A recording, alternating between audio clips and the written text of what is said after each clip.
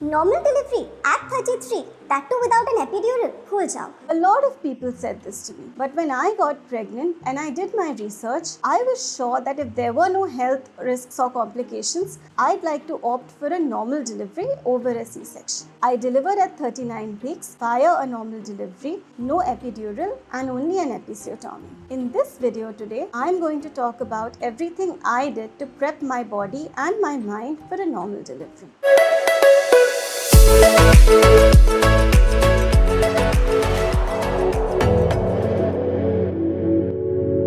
But before I get there, I want to talk about this whole C-section versus normal debate. A normal delivery is how deliveries have always happened before science and technology advanced. A woman would get pregnant, carry the baby till full term, and when it was time for the baby to come, she would get discomfort, labor contractions, and then the cervix would dilate and the baby would come out.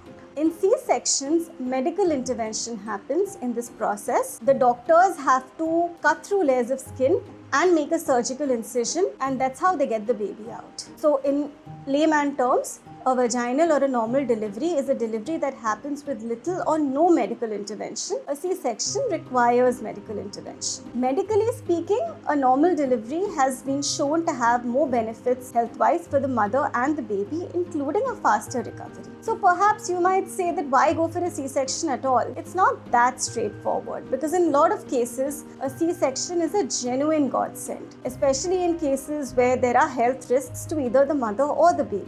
Like for instance, the mother may have a low placenta, which we call placenta previa. There may be BP issues involved, or perhaps there is some sign of fetal distress. Now you might have heard from people who say that doctors only do C-sections to earn more profits. That's not completely false. It's not completely true either. During my research, I watched a documentary called India's C-section Epidemic, which actually spoke about how C-section rates have gone up significantly in the past decade or so, especially in private hospitals. So yes, it is true that in a lot of cases, doctors and hospitals prefer C-sections because it's usually more expensive for the patient. Also, it saves the hospital and the doctor time and resources. But like I said earlier, in many cases, a C-section is genuinely needed. So I don't think it's fair to think of C-section as a purely money-making machine. So another thing that came up during my research, which I think a lot of people don't really know, is that in the last 20 years, the rate of infant deaths in India, or infant mortality as we call it, has significantly dropped.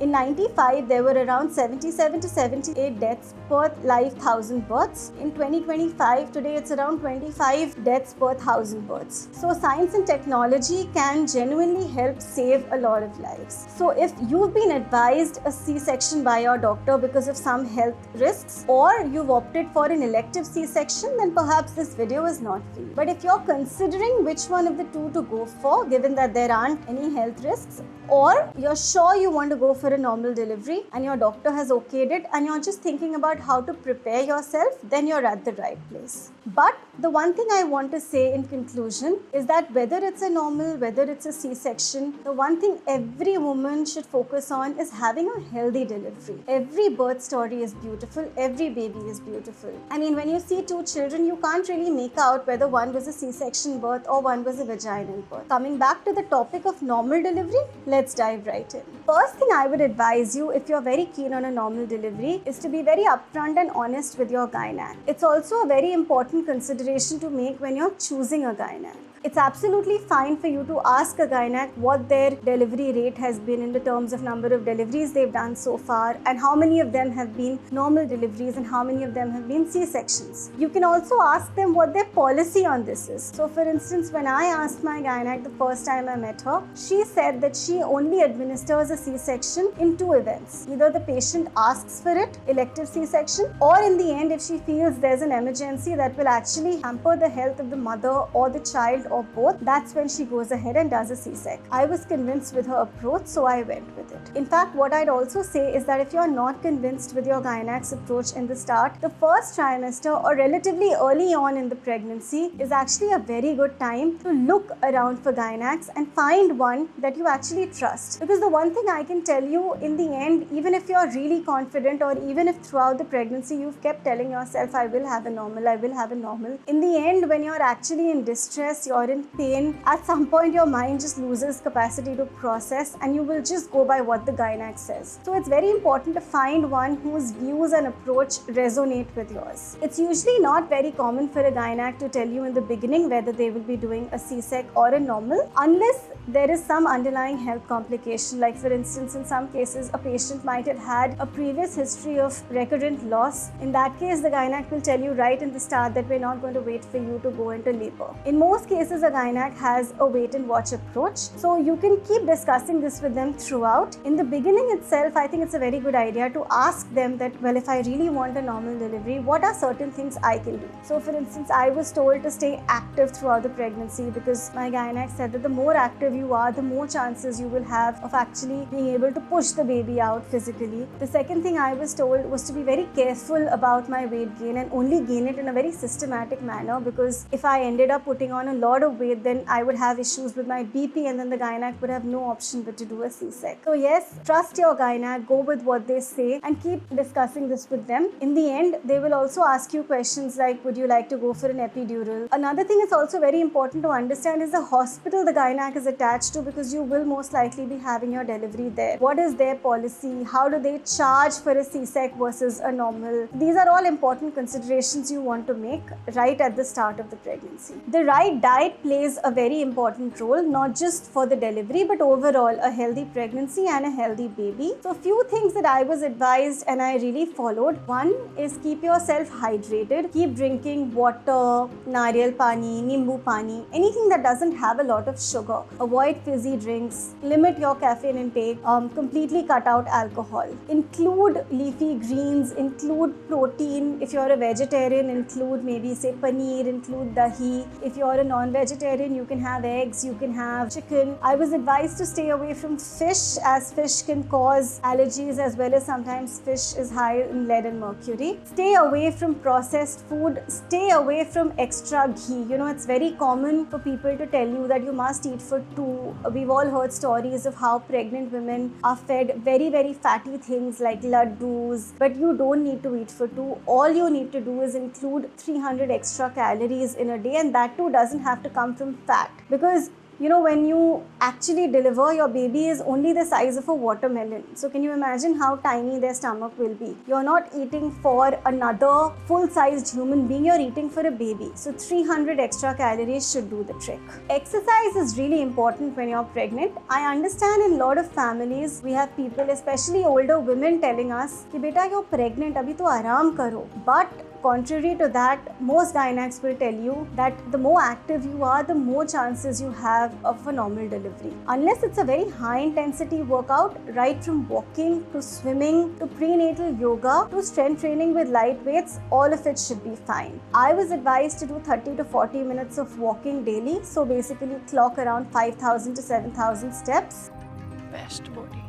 The other thing I signed up for was a prenatal yoga course. I did a course which combined traditional yoga asanas with some slight strength training as well as breathing techniques. Now, what I would tell you is that any kind of exercise other than walking and swimming, please do this under the supervision of someone who is licensed for prenatal exercises. I say prenatal because prenatal exercises are different. The kind of exercises that are advised in pregnancy differ from the ones that you would be doing on a normal basis. Especially if there is a good prenatal fitness instructor, they would divide their exercises as per your trimester. In the first trimester, you would be doing similar exercises to what you probably did before pregnancy. The second trimester, you start putting on weight, your bum starts coming out, you start feeling weight in your abdominal area and your pelvic area, so they modify exercises accordingly. And towards the end, a lot of exercises are geared towards a smooth labor. So they will tell you to do birth ball exercises, or they will tell you to do duck walks or stair climbing. So it's very important to find the right instructor and do exercises under them. I would highly recommend investing in the right kind of instructor, because I do feel that a lot of the exercises you do can not just help in a normal delivery, but also in increasing your overall flexibility, your core strength, and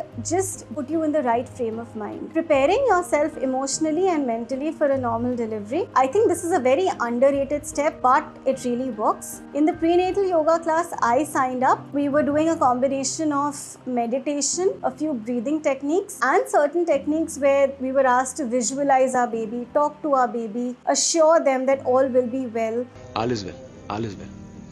So I think it's very important to not get stressed. It's very important to do anything that works for you, because at the end of the day, the one thing that they will always tell you that when you're having a normal delivery, your mind is equally important as is your body. If you get stressed, or if you get scared, or if you lose your focus, it's actually quite detrimental to the entire process. Your mind and body have to be in sync. So find any outlet that works for you, but please make sure that you work towards having a calm and relaxed mind in the end. In addition to eating a healthy diet, being active and preparing yourself emotionally, one thing which I think also helps a lot is understanding the entire process of labor and labor management. Especially if this is your first time, I can guarantee that this experience is going to be unlike any other experience you've gone through before. And I think it's best to walk into the labor room feeling prepared, feeling confident, telling yourself, yes, I know what this is going to look like, and even if things don't go as per the plan, I will find a way to manage. These days, there is absolutely no lack of content. You have books, you have YouTube. You can also sign up for a live or a recorded class. A lot of these classes are organized by gynecologists or by birth coaches or by doulas, and you can find them on the internet, on social media, maybe ask some of your friends.